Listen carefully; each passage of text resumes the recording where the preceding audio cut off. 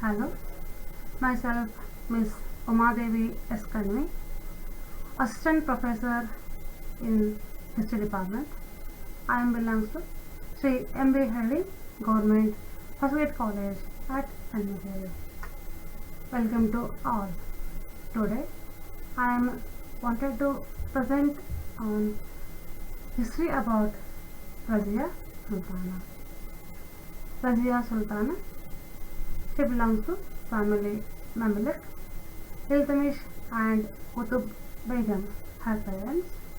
She born 1205. Siblings Ruknuddin Firoz. His reign from 10th November 1236 to 14th October 1240. Died on 14th October 1240. Cause of death assassination. Nationality Indian. Famous as first female Sultan of Delhi, Empress and Queen's Indian woman. Razia's childhood and early life. Razia's father Shamsuddin Iltamish belongs to the Ilbari tribe in the Eurasian steppes of Turkish and was sold into slavery at an early age. He became a favorite of his master Qutbuddin Aybak, founder of the Mamluk dynasty and the first Sultan of Delhi. Aybak married his daughter Qutb Jan to Iltamish. The couple welcomed their daughter Razia Begum 1205 AD in Bhutan, Uttar Pradesh in India. Razia grew up as a brave young girl who took training in military skills and professional warfare like her brothers. Iltamish would allow his favorite child Razia to be around him while he handled affairs of the state. She also received training on how to administer an empire in absence of a male ruler like some of the princes of those times. She thrived in impressing her father with her skills and perseverance in carrying out her tasks and duties. Succession to the throne. Razia demonstrated her capability by acting as an able regent with the support of a loyal minister of Iltamish. Iltamish nominated Razia as his heir apparent while in deathbed in 1236, and with this he made history by becoming the first ever Sultan to break all norms and designate a woman as successor. Upon her father's death on 30th April 1236, Razia's half-brother Ruknuddin Firoz was made the fourth Sultan of the Mamluk Sultanate. The newly crowned Ruknuddin Firoz was a self-endowed person and indulged himself in personal pleasures. Eventually, Ruknuddin Firoz was considered an unfit ruler, and on November 9, 1236, Ruknuddin and his mother were murdered. The nobility then reluctantly agreed the accession of Razia to the throne as the fifth Sultan of the Mamluk Sultanate. This made her the first and only female ruler of the Delhi Sultanate.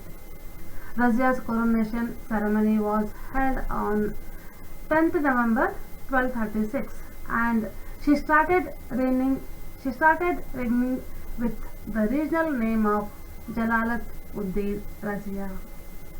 Now, military achievements of Razia. Number 1. Suppression of nobles. Razia's first military campaign directed at non-rebels was an invention of Ranthambore, whose Chahmana ruler had asserted his sovereignty after Iltutmish's death. Razia directed Malik Hassan Gori to march to Ranthambore. He was able to evacuate the Turkish nobles and officers from the fort but was unable to subjugate the Chahman. The Chahmana, in alliance with the Mewatis, captured a large part of present-day northeastern Rajasthan and carried out guerrilla war around Delhi.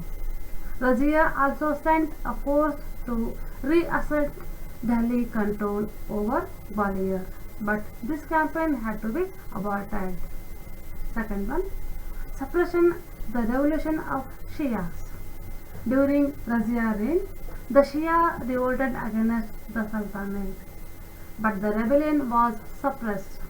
In a major incident, the Shias carried out an attack on the Jami Masjid in Delhi. The leader, Nuruddin Turk, had earlier condemned the Sunni Safiyas and Hanfis doctrines and had gathered nearly 1,000 supporters from Delhi, Gujarat, Sindh and the Doab. On 5th March 1237, he and his supporters entered the mosque and started killing the Sunnis assembled there for the Friday prayers before being attacked by the citizens. Mongols invasions. In 1238, Malik Hassan, the former governor of Ghazni, faced a Mongol threat and sent his son to Delhi, probably to seek a military alliance against the Mongols. Razia received the prince friendly, assigned him the revenue of Bharan for his expenses, but refused to form an alliance against the Mongols. Fourth one, revolt against Razia. Razia ruled for 3 years peacefully, but her position began to worsen later on as the Turkish slave officers started opposing Razia. Hence, the rebels planned to dethrone her far from Delhi, but in 1240, Razia defeated Kabir Khan, governor of Delhi. Fifth one, revolt of Altonia. In 1240, Altonia, governor of Bhatinda, along with other rebels, defeated Razia and declared Bahram Shah was the ruler of Delhi Sultanate. After 2 months, unsatisfied Altonia married Razia with the hope that both of them would reoccupy the throne of Delhi. Both of them were thinking of announcing their status in their own way. The other nobles who were dissatisfied also joined hands with them.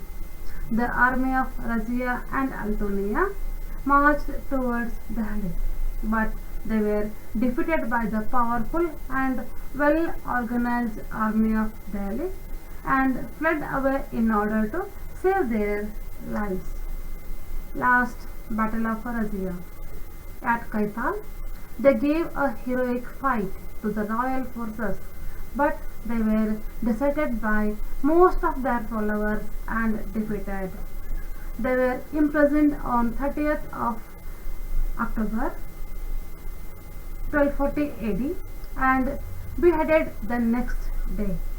Thus, the efficient ruler and able administrator met her sad end.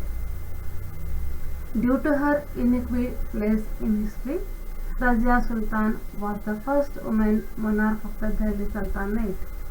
Razia is rightfully the subject of many popular legends. A historical fiction book titled Razia, Queen of India, has been written based on her life by Rafiq Zakaria. She had her own title in the reputed Indian comic book series Amara Chitrakatha. She featured in an online comic strip titled Razia Sultan by Halima Oles and remains inspirational for every little girl who is told she is not as good as her brothers.